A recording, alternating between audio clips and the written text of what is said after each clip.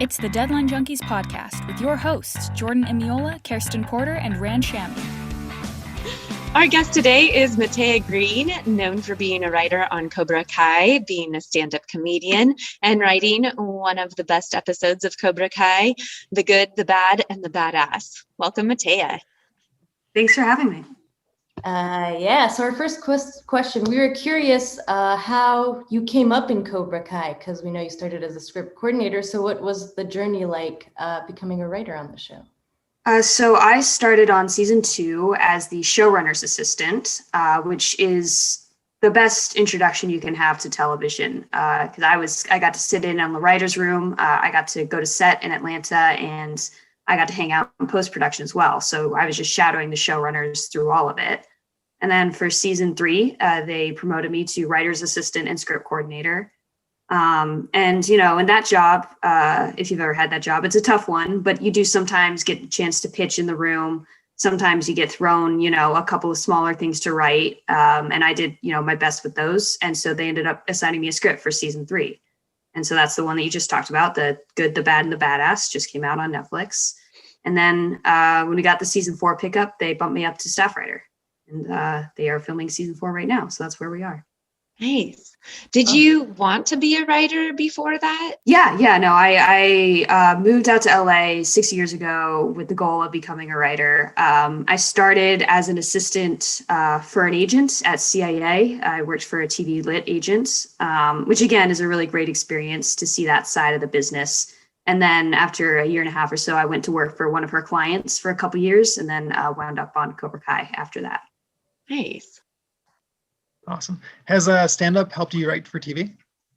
It has. I think the most important thing is just, you know, the confidence of like getting up on stage, saying something and hearing it bomb, and then like not dying. Because that's like most people's worst nightmare is, you know, getting on stage and getting a horrible reaction. But once you do that, you know, if you're stand-up, you're doing that every single night, like 3 or 4 times a night. And once you get used to it, then you get used to the idea of, you know, being in a writer's room and saying something, and you're not worried so much about looking stupid, and you're not worried about having your ideas rejected. So it's definitely helpful in terms of the way you approach it. It made me a lot better at pitching and just sort of having the confidence and not getting butthurt every time my ideas got shot down. Were you a stand-up before you were a writer? No, I was a writer first, and it was something that I started doing because I just thought maybe this will help me with my writing. Maybe this will make me a better writer. And I ended up just loving stand-up on its own as well.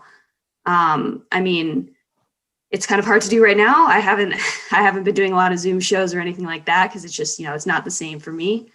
But yeah, it's something that I was drawn to for the writing side of it. You know, I'm not an actor. I'm not a performer. I just really like the chance to write in a very different style. You know, stand-up is really all about brevity and getting to the point quickly, which is another thing that's very useful in TV writing. Did stand-up help with the career at all? I mean, like networking? It has a little bit, you know. I think it's definitely one of the things, you know, working on Cobra Kai, I had sent my bosses a clip of my stand-up, and like, because it's a 5-minute clip versus, you know, like 30 or 60 page script, they were, you know, more likely to watch it. Yeah. So, you know, it helps in that way.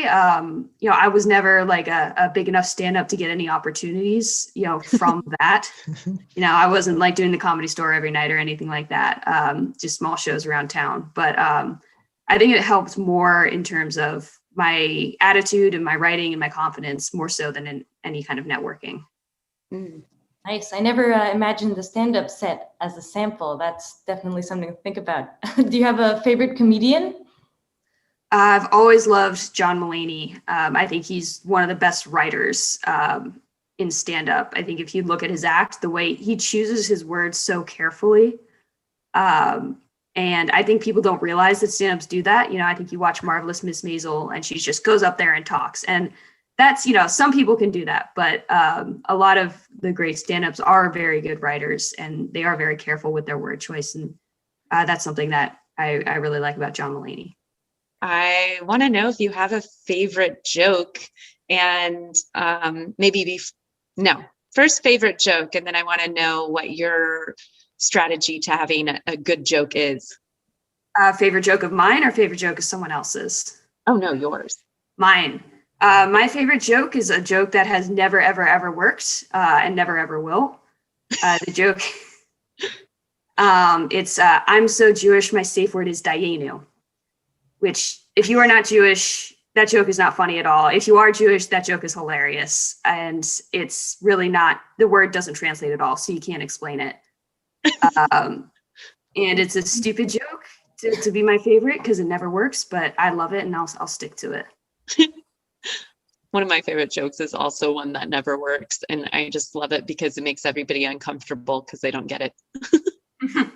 Yeah. And, it works in shows, especially if you tell people, the follow-up to that line is for the non-Jews in the room, that was a really great joke. And I'm sorry you're missing out. And that always works. You pretend you're going to explain it and then you don't.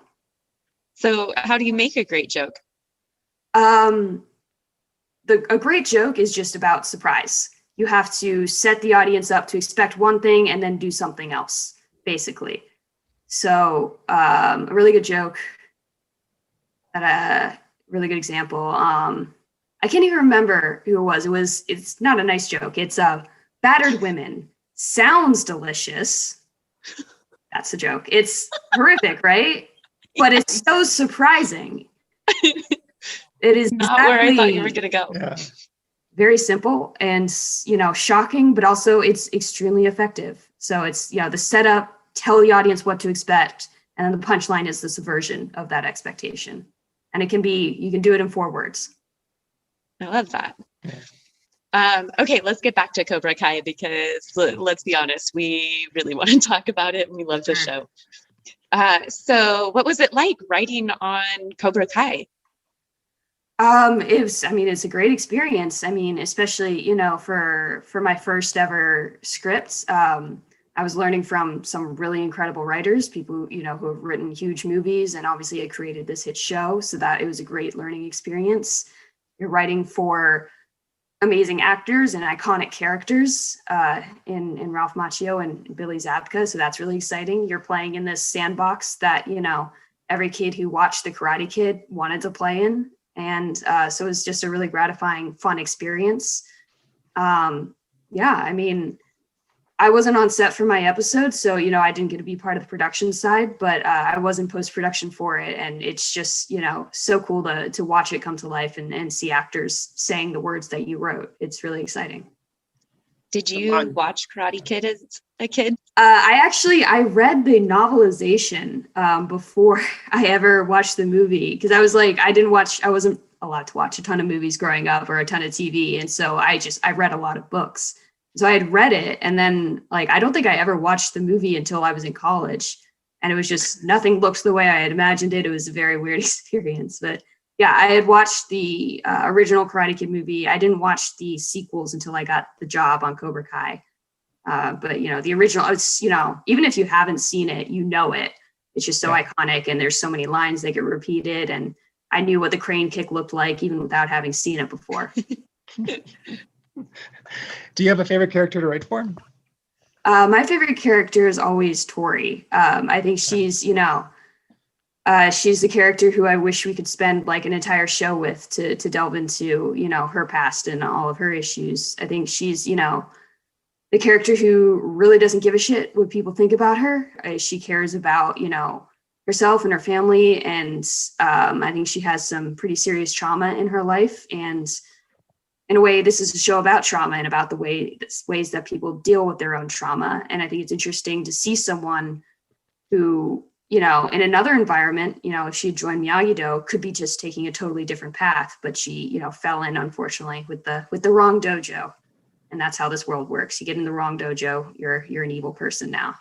Do you have a favorite episode of the show? And the answer can be yours. And what made it your favorite? I think actually my favorite episode is probably 305, Miyagi-Do, written by the amazing Bob Dearden. It's the episode where Daniel learns, there's so much going on in that episode. And it's the episode Daniel learns the secrets of Miyagi-Do. It's the episode where Miguel starts to show some progress in his recovery. And then there's that incredible dual fight sequence, between Robbie at Juvie and then the kids at the laser tag place. So, I mean, there's just so much going on. There's Amanda and Kreese. It's like, that must have been a very difficult one to shoot. I remember in post-production, it was like, oh my gosh, this is just, you think the episode's ending and then there's another thing and then another thing. And so that was definitely a really fun one to watch for me. Nice. So you've also done the production side of things, and has that helped with writing? Do you feel like that's improved your writing? Yeah, I mean, I think it's really, really important for writers to be aware of what is and isn't shootable, not just in terms of writing, ridiculous CGI flying dragons or whatever into your scripts. Like, I think most logical people know that that's not shootable, but just simple things. Like I remember in an early script, I'd written a sequence where the characters were like running back and forth across the soccer field. And my boss at the time told me, like, that's actually going to be kind of annoying to shoot. Why don't you have them stay in place doing like burpees instead? And it's that kind of thought process that you don't really understand until you're on set and you're watching people move the camera and watching them work with the actors and understanding things like, don't ever, you don't want too many like one-line characters, because if you can condense them, you can save a lot of money. You don't want a ton of different locations. You don't want, things like, with the Hawk character on Cobra Kai, he has this gigantic back tattoo. And so anytime we have Hawk taking off his shirt, that's like, that kid has to spend 2 hours in the makeup chair. And so stuff like that, I think once you're on set, you start to learn a lot about it, and you start to write scripts that are just a lot more producible, which makes them more enticing for studios and for producers who want to make them.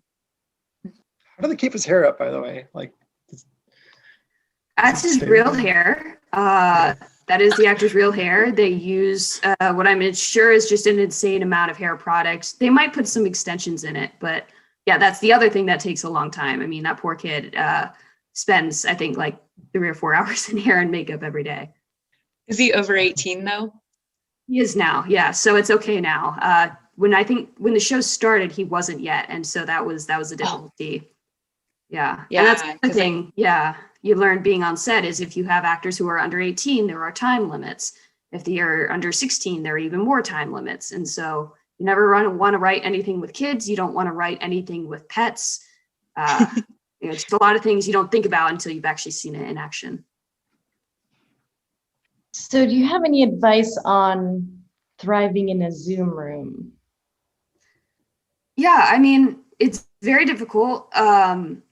It's not as bad as I think we all thought it was going to be, is what I'll say. I mean, I think when you heard, virtual Zoom room, everyone was just like, oh my gosh, it's going to be horrible. It's going to be glitchy. It's really not that bad. I think you have to have showrunners who are sort of looking around, or, someone running the room, looking around for the people who are trying to speak and can't get a word in, or you have to have some sort of system, because it's so easy for someone to get drowned out if their microphone isn't loud enough. So I think it's incumbent on the person running the room to really notice that, but it's helpful if all the writers can, talk about and agree, okay, we're going to have a hand raising system, or if you have something to say, put it in the chat if you can't get a word in. So, it is difficult in that respect, but, it does take everyone being a little more conscious of other people trying to speak. And if you see someone trying to speak and getting cut off, then especially if you're a more senior writer, then, you should say, hey, look, Rand is trying to say something, or she's been trying to say something for a few minutes here. Let's let her talk for a second. Yeah. How big is your room, and what's the ratio of returning writers and new writers? There are 10 of us, including the showrunners for season 4. 8 people were returning, not including me. And so me, and then there was one other new writer. Most of the writing staff, probably the core of the writing staff, has been on the show since season 1. We've had a few new additions who've stuck around and, brought a lot of new energy and new ideas to the room, which is always great. But it's also great to have people who've been on the show since day 1 and, are just like really intimately familiar with all the characters and the intentions of the creators from the beginning. So you are working with a very famous franchise. How is that? How many liberties do you feel like you can take with that, or is it pretty restrictive? It's not restrictive because we're not, it's not a remake or anything. We are, in the Karate Kid universe, but we are, we have new characters. We can do new things with the characters. All the writers are huge Karate Kid fans. And so we do like, to pay homage to the movies, even in small ways, wherever we can. I wouldn't call it restrictive at all, though. I think it's just, there are things we wouldn't do on the show. Like we wouldn't, come out and say, oh, actually Miyagi was secretly a horrible person and did all of these awful things. Like that's, something that would upset the fans and that would upset us too. But it's certainly not restrictive because we can create new characters whenever we want. And we can also bring back old characters. So I think it's actually kind of freeing in a way because you have a really solid foundation to build a whole new world on. Yeah, that makes sense. This is kind of random. How do they come up with the name Eagle Fang? Eagle Fang. I can't remember. I was there that day. I can't remember the exact thing. I remember we had just this huge list of possible names. And then, obviously Johnny's favorite movie is Iron Eagle. And then, I think someone said Eagle Fang. And then right away I was like, yes, that's just the perfect thing. Yeah, totally. It was hilarious too. It's awesome. How do you balance fighting and story? Like, is there fighting every episode, or at least in the third season, or how do you guys plan the fights? Yeah, there are like so I think in season 2 we had like a major action sequence in every single episode. Season 3, not quite as much. We see the fights as being a part of the story. They're never fighting just to fight or because we haven't had a fight in a while, I guess they should fight. It's always motivated by story and character. Fighting is the way that these people deal with their problems. So, if somebody's going through a hard time or someone's clashing with another character in some way, then it would make sense for them to get into a fight. But it's not something that we do just because. It's always motivated by story. What is some of your advice for writing a great fight scene? I think, focusing on the characters and their emotions going into the fight scene, because, it's not the writer's job to come up with like super awesome choreography, because you're going to have fight choreographers on set and stunt people on set who know a lot more than most writers do. And so, you can always leave that part to the professionals. The writing part, you want to make sure that everything is motivated by the characters and what they're going through at the time. If someone is losing a fight, there needs to be a reason why. Are they, in an emotional bad space, or do they have something going on? If someone's winning, there should be a reason why. I think just making sure that everything is motivated is probably the most important thing to do. Yeah. Do you do karate yourself? I don't do karate. I did Taekwondo as a kid, and I do Krav Maga now, which is, kind of a Cobra Kai mentality, but a lot more about practicality than about doing cool flying kicks. Mm-hmm. Do you find doing that stuff yourself is helpful in writing? It can be helpful. It's useful to have, a very like basic knowledge of certain things, but most of the writers don't have any kind of karate background. It's also, the show isn't like super strict about like if you watch the fights, if you're a martial arts expert, you'll notice they're not doing pure karate all the time. It's a mix of stuff. It's a fun action movie kind of thing. It doesn't always have to be super true to reality. But it's helpful to know a few things. But it's also good to just use your imagination and to focus on what makes the most sense for the story and for the characters versus, this specific move isn't a karate move, therefore they can't do it. Like that's not fun for anyone. Have you gotten any backlash from the karate community of people being like, that's not correct? I don't think so. I think most people are just excited about the show, and I think it has brought, some more interest into karate. It's unfortunate that, the Netflix debut happened during the pandemic and most karate dojos are closed, because I'd be interested to see if, enrollment went up at all. But I don't think anyone, expects the show to be like a strict recreation of all karate moves.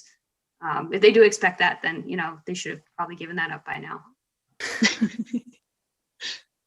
Do you have any favorite projects before Cobra Kai? And you talk about Cagney and Lacey? Yeah, that was a pilot I worked on. So I worked for 2 years, I worked for Bridget Carpenter, who was a showrunner. She had worked on Friday Night Lights and Parenthood and, just a lot of really amazing dramas. And she had a few pilots at CBS that unfortunately didn't go forward. Yeah, Cagney and Lacey was a really cool experience, just watching her kind of come up with the pilot and sort of learning the whole network police procedural sort of type, because that was not something I'd ever done before or thought about doing. But it is really useful because the structure of it is, you have to have like a huge twist going to every single commercial break.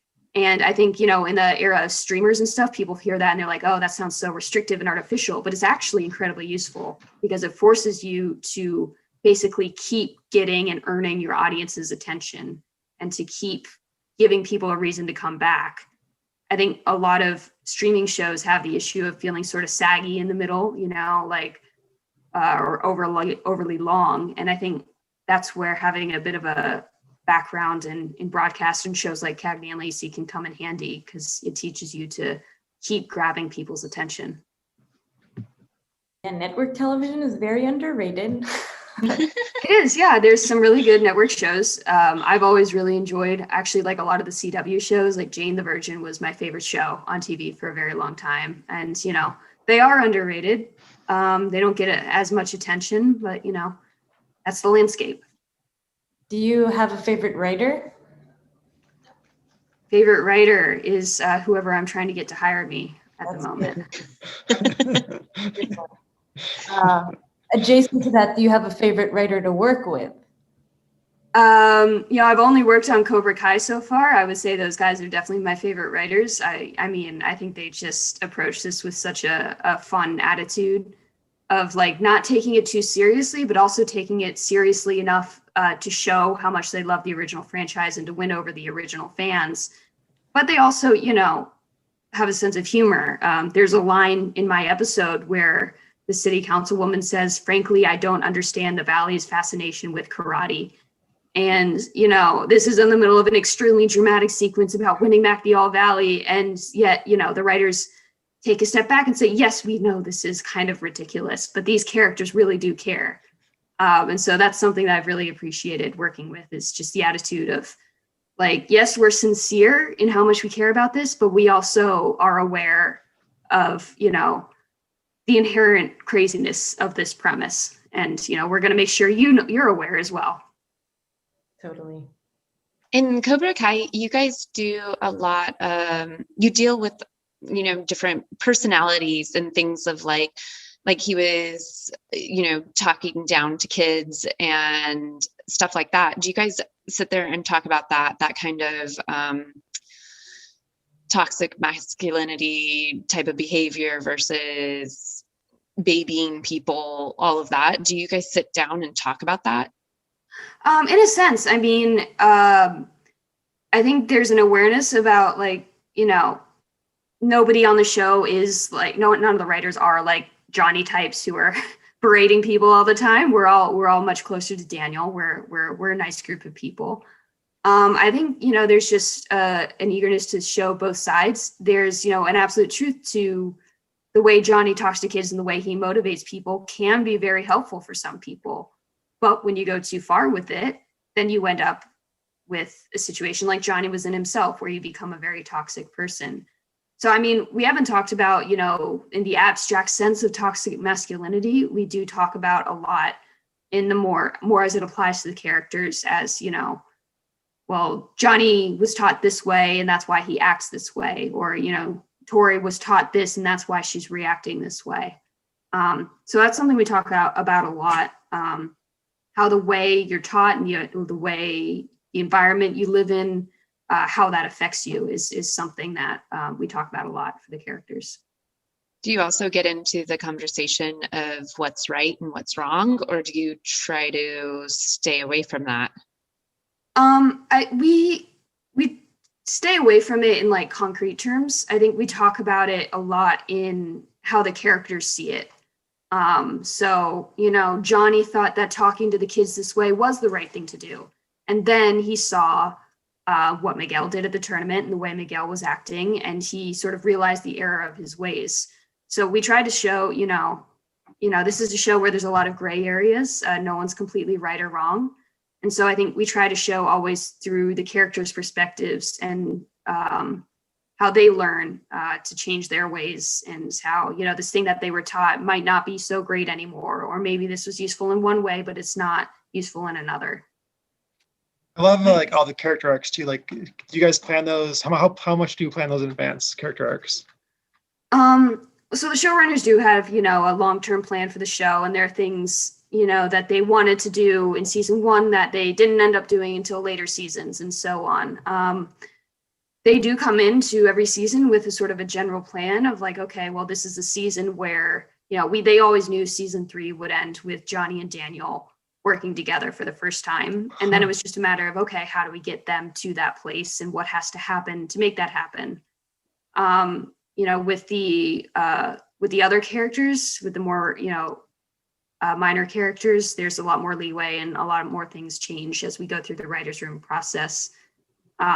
We mostly do work season to season for all of the characters, although we did, some things, they always knew that Johnny and Daniel would end up working together against Kreese, and they were timing it to be around the end of season 3. But a lot of stuff we, work out as we go.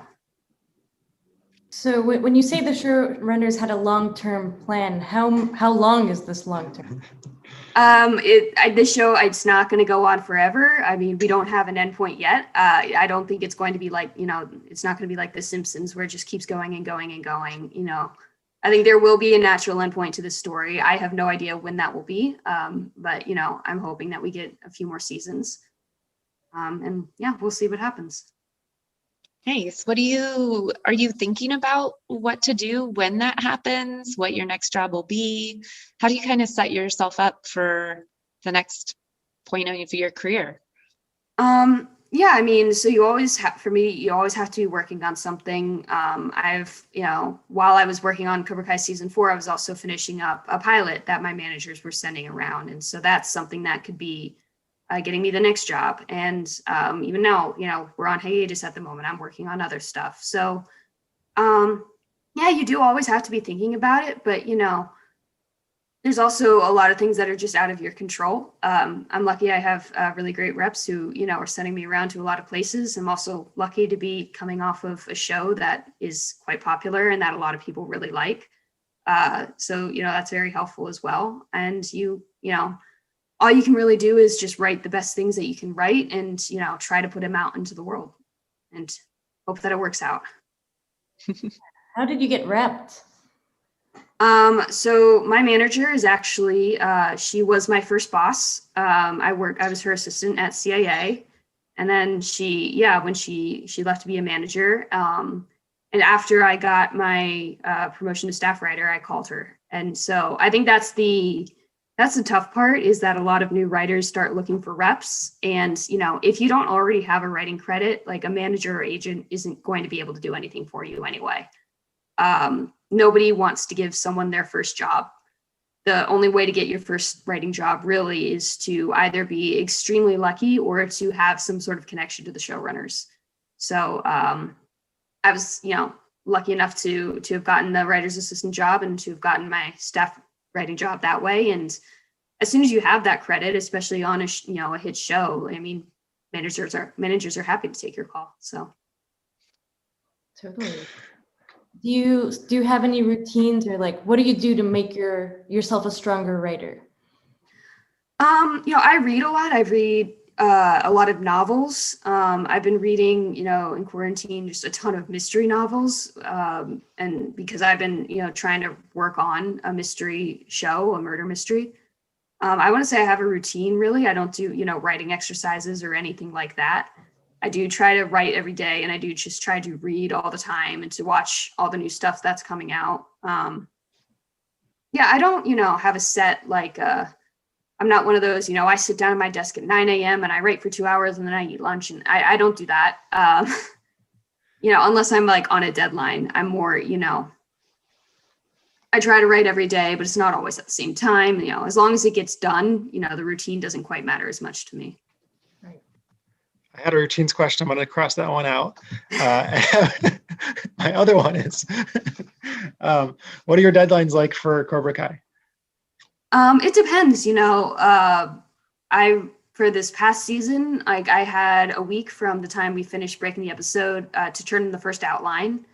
And from there, I spent about 3 weeks, I think, probably on the first draft. But then the showrunners were just totally buried and didn't have time to read it. And I didn't end up doing a rewrite until a couple weeks later. And then there's a point where they needed another rewrite and I had 3 days to do it. So it varies depending on production. If you're on a network show where they're doing 22 episodes a season, then you're going to have a very strict timeline. You're going to have maybe a week to churn out a first draft. Cobra Kai is not quite that strict. We have a little bit more time, but we also don't leave the room while we're on script. We stay in the room. And so you're writing on your own time. That's, it does vary a lot depending on where we are in the process. Interesting. Do you do any rewrites as a room, or is it usually just the individual writers being sent off? It's usually just the individual writers. So our writers' room wraps up before production starts. And so a lot of the times the showrunners, won't get around to reading the later scripts until we're already in production and the writers' room is closed. So, we don't do a ton of room writing, obviously, because everyone's moved on. And then in that case, do they do the rewrite or do they reach out to them? It depends. For my episode, because I was available and I did have time, I did the rewrite. For a couple other episodes, the writers were already working on other things and I think just didn't have the time. So the showrunners or one of the other, co-EPs who were on set did the rewrite. Favorite writing advice or favorite writing books? I think the best advice is just always look for motivation. No one should ever just be doing things because that's what they're supposed to do right now. It should always be always ask yourself, why are these people doing this? Why is this person saying this line? Why is this person doing this? Why is this person leaving this scene at the moment? There should always be a reason for everything. At first, I thought that was a much more existential answer. And you were saying, find our motivation to be writing. Why are we writing? Character motivation. Got it. Yeah. What is your purpose in life? That I can't help you with. That you're on your own. Are there any books you'd recommend? I really liked this book called it's called The War of Art. And it's kind of the this very motivational, but in a kind of an ass-kicking way of just get over your shit and start writing and stop making excuses and stop, telling yourself you'll do it tomorrow, just do it. And I think I found that very helpful because I think as writers, we like to procrastinate. And I always like to make excuses of oh, well, I had to get up early this morning and I'm kind of tired now, so I probably shouldn't have to write tonight. And, that's how you end up going 2 months without writing anything, is by making excuses for yourself. So yeah, it's The War of Arts is definitely a good kick in the ass if you're looking for one. Yeah. So outside of writing, what shows are you watching? So I'm super late to the game. I'm finally catching up on Stranger Things. I'm that person who when everyone's freaking out over a show, I'm well, I'm going to be the person who doesn't watch the show and is left out of this because, just because everyone else likes it doesn't mean I'm going to like it. Yeah, I am really enjoying it so far. It's a very fun, I, love all the 80s nostalgia, love all the references and I mean, they're, really just recreating a lot of our favorite movies, which is just, so much fun for me.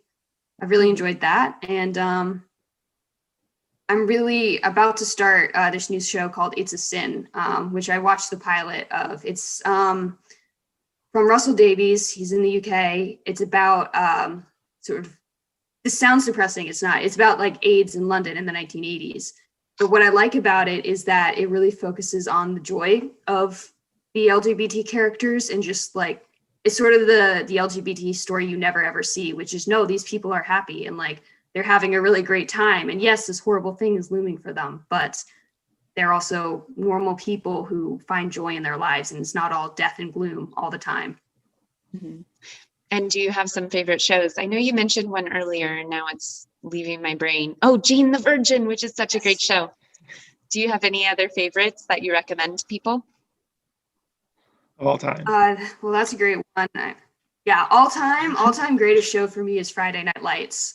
I think, it's just, I mean, I grew up in like a huge football town. Like our team wasn't actually good. We were terrible, but like just the culture around it and like I didn't even like football, and like we would still just go to the games every single Friday night. And I think that's like a thing that people who didn't grow up with it don't realize it's an actual thing. But it really is. And I mean, they just did such a great job of capturing that world and making you care about high school football. So for me, that's my all-time favorite. Where'd you grow up? Central Florida. Oh. We're in Central Florida. Cocoa Beach, kind of near Orlando. Got it. It's a small town with no good football players. I went to college in Florida, so I was just. Oh, yeah. Where? Miami. Oh, cool. Yeah. They have better football players. Bigger population, right? Yeah. That tends to help. Yeah. Small town, very small town. It's slim pickings, and your football teams, at least my football team, was not so good.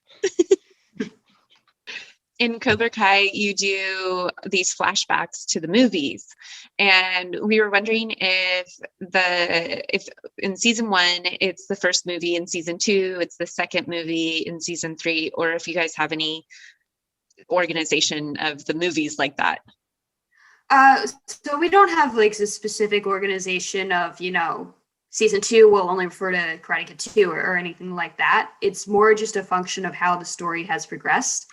So, I mean, in season 1, we were just sort of introducing people to all these new characters and, showing how the results of how they've been affected by Karate Kid, especially because season 1, introduces you to adult Johnny, and he's only in the first movie, really. So there just wasn't room to really delve into Karate Kid 2 and 3 in season 1. And same thing in season 2, there just wasn't a ton of, there was a little bit of Karate Kid 3 in there, but there's just not a ton of space. I mean, there's so much to unpack from those movies. You can't fit it all into one season while you're also trying to tell new stories. So, we don't deliberately organize it in that way, but we do parcel it out. So it's not, you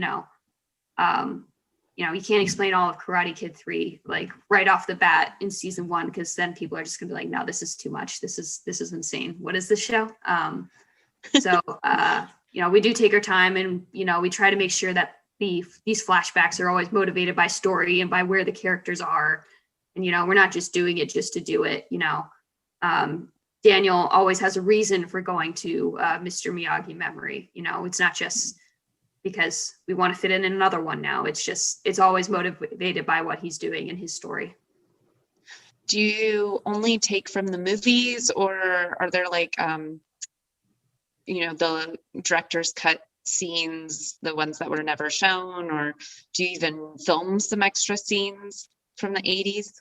So we have all of the dailies and all of the deletes. So all of the footage that was shot for all of the movies, we have access to. And so when we know what scene we want to refer to from the original movies, we will sometimes go and look through the footage and all the footage and use a couple of angles that actually weren't even in the original movies if they help serve the purpose of the story. There are a couple of deleted scenes from the original movie that we've talked about using. We've definitely referred to a couple of them. None of them have quite made it in yet, but we're hoping to use one of the more famous scenes. There was a deleted scene of Johnny puts a blueberry pie under Daniel's seat and he sits in it, and then that starts a fight in the cafeteria. Just didn't make it into the movie, and I don't think we've used it in the show yet, but that's something that we have access to.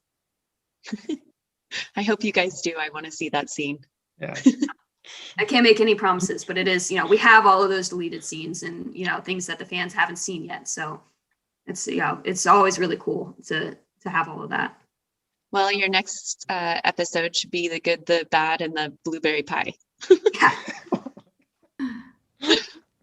Awesome. Thank you so much. I'm going to clap for you. Yeah, thank you. Thanks for having me. This was fun. It's always fun to talk Cobra Kai. I love how much people love the show. It's really gratifying. Subscribe for more episodes and check out Sketches written and performed by Deadline Junkies. Watch it at skedjes.com. Thanks for listening to the Deadline Junkies podcast.